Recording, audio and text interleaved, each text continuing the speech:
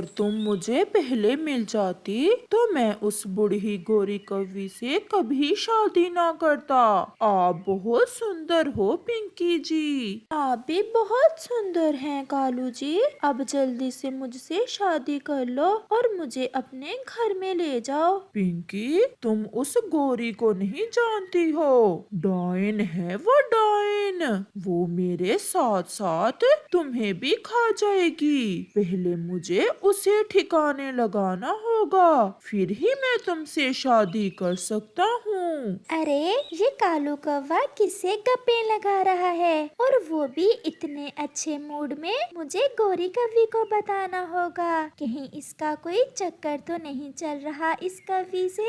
कल मिलोगी ना मेरी जान? पहले बताओ मेरे लिए खाने को क्या लाओगे? बाऊजी की दुकान से गुलाब जामुन लाऊंगा मैं आपके लिए कल। फिर तो मैं उड़ती हुई आ जाऊंगी। बस अब जल्दी जल्दी से उस बूढ़ी गौरी का कुछ करो। फिर पिंकी अपने घर और कालू अपने घर के लिए उड़ता है। चिड़िया बहन, मुझे भी कई दिनों से कालू पर शक गुजर रहा है। हर रोज नए परफ्यूम लगाकर नदी पर जाता है। मैंने दूर से सुना है कालू भैया उस कवि को जान जान कहकर बुला रहा था। हाय मैं मर गई। फिर तो बात पक्की है, कालू ऐसा भी कर सकता है। कालू मुझे धोखा भी दे सकता है। मैंने कभी ऐसा ना सोचा था। गौरी बहन, अभी समय है। अगर कालू ने दूसरी शादी कर ली तो वो तुम्हें घर से भी निकाल देगा। चिड़िया बहन, मुझे भी गौरी कहते हैं। मैं कभी कालू को दूसरी शादी नहीं करने दूंगी। कालू कौवा भी घर आ जाता है। अब मैं चलती हूँ गौरी बहन। कहाँ से आए हो? कभी तो प्यार से बात कर लिया करो, काले मुंह वाली। मेरा मुंह अगर काला है तो तुम कौन सा गोरे चिट्टे हो? तुम तो मुझसे भी ज्यादा काले हो। और हाँ, आज के बाद तुम अकेले नदी पर नहीं जाओगे। मैं जाऊंगा, जो करना है कर लो। मैं अब तुमसे नहीं डरने वाला। मुझे क्या करना है मुझे तुमसे पूछने की कोई जरूरत नहीं है। मैं कल ही अपने भाइयों को बुलाती हूँ। अब वही आकर तुम्हें सीधा करेंगे। गौरी के भाइयों का नाम सुनकर कालू की जान निकल जाती है। ना गौरी, ऐसा ना करना। मैं वही करूँगा जो तुम कहोगी। पिंकी, अभी मिशन पूरा हुआ या नहीं? आज रात को उसे कॉल करूंगी कि कल अपनी पत्नी के गहने लेकर आए। मुझे पूरा विश्वास है कालू मेरी बात जरूर मान लेगा।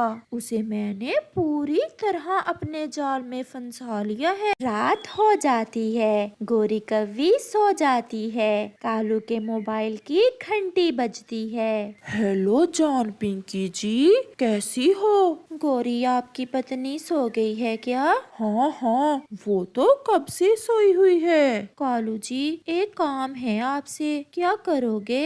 मैं अपनी पिंकी की खातिर जान भी दे दूंगा। बताओ क्या काम है? मैंने कल अपनी सहेली की शादी पर जाना है। मेरे पास कोई गहना नहीं है। क्या तुम मुझे एक दिन के लिए अपनी पत्नी के गहने ला दोगे? पिंकी, काम तो बहुत मुश्किल है। वो अपने गहने संदूक में रखती है, फिर भी मैं कोशिश करूँगा। कोशिश नहीं, लेकर आना। अगर ना लाए तो आपकी पिंकी की बहुत इंसल्ट होगी। अगर ऐसा है तो फिर मैं अभी संदूक से गहने निकाल कर छुपा लेता हूँ।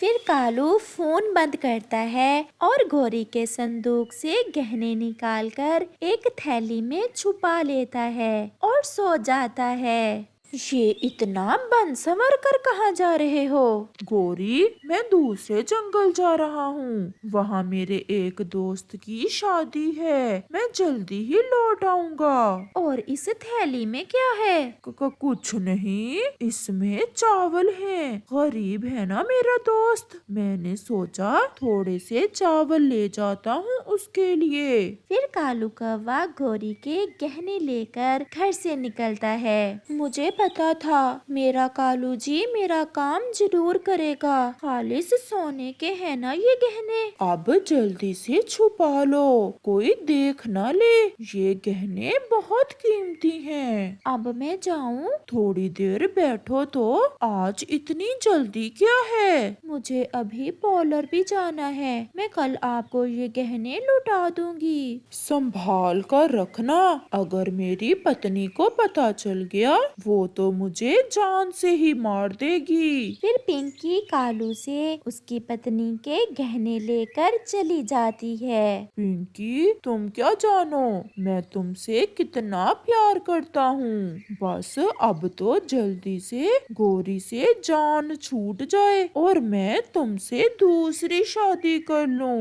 अब जल्दी से हमें यहाँ से भाग जाना चाहिए, ये गहने तो बहुत कीमती हैं। पति जी, वो बुढ़ा कालू तो बहुत आसानी से मेरे जाल में फंस गया और अब खाएगा मार अपनी पत्नी से। चलो भाग चलें। प्यारे दोस्तों, इस कहानी का अगला भाग देखने के लिए कल तक इंतजार करें और आपको ये वाला भाग कैसा लगा है हमें कमेंट करके जरूर बताना।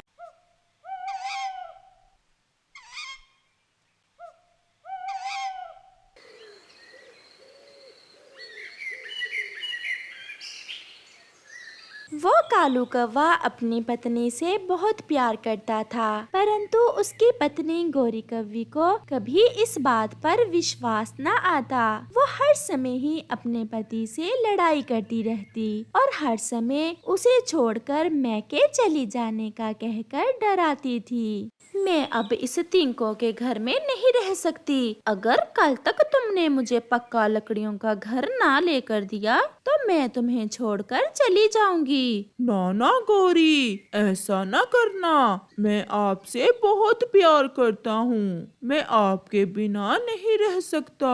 प्लीज मुझे छोड़कर ना जाना, मैं कल ही आपको पक्का लकड़ियों का नया घर ले दूंगा। फिर दूसरे ही दिन कालू कौवा अपनी पत्नी के लिए पक्का लकड़ियों का घर खरीद लेता है। अब तो खुश होना गौरी, अब मुझे छोड़कर ना जाना।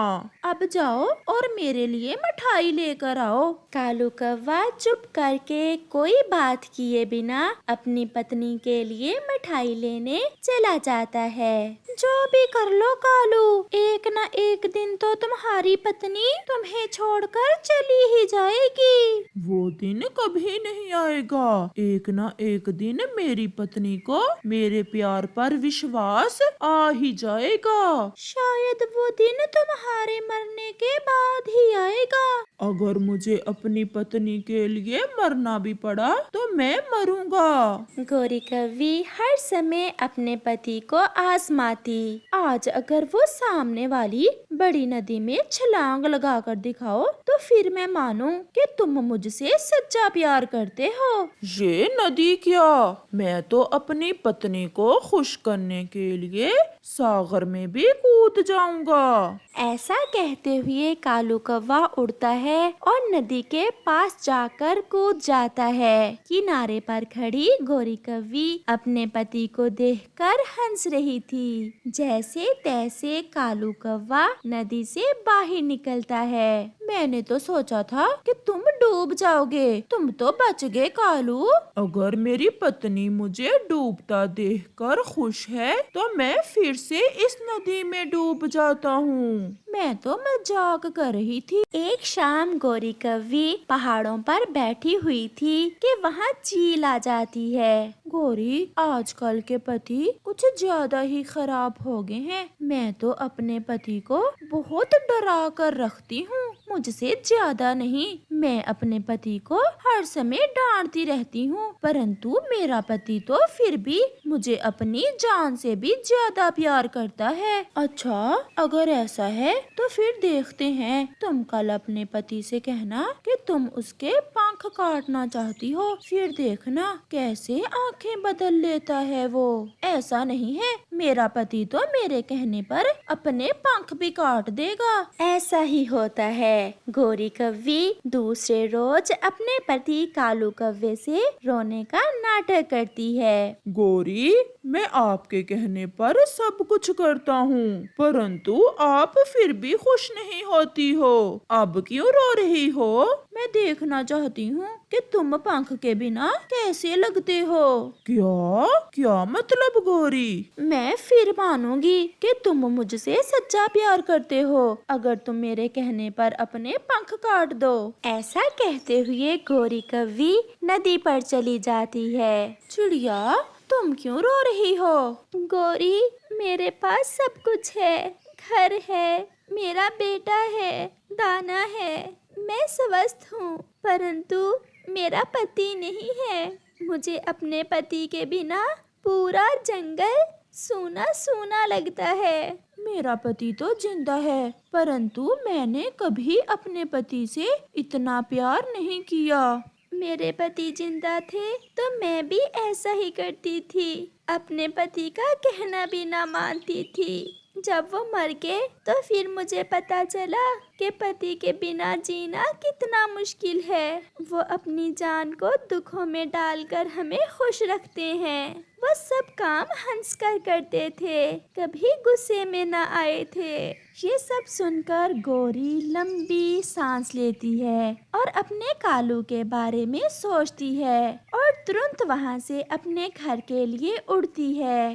रास्ते में जाते हुए चिड़िया की बातें गौरी के कानों में गूंज रही थीं। मेरा पति तो मुझे इतना प्यार करता है, परंतु मैंने कभी भी उससे हंसकर बात नहीं की। आज से मैं अपने पति से कभी लड़ाई नहीं करूंगी। कालू जी, मुझे माफ कर दो। आज चिड़िया की बातें सुनकर मेरी आंखें खुल गई हैं। मैं मान गई, मैं जान गई कि आप ही से मेरी जिंदगी है। परंतु कालू कौवा रोए जा रहा था। फिर गौरी की नजर पास में पड़े कालू के पंखों पर जाती है। देख लो गौरी, मैं पंखों के बिना कैसा लगता हूँ। आप देखना चाहती थी ना? समय गुजर चुका था। गौरी अपनी कही बातों और किए कामों पर बहुत पछता रही थी, परंतु समय लौटकर नहीं आने वाला था।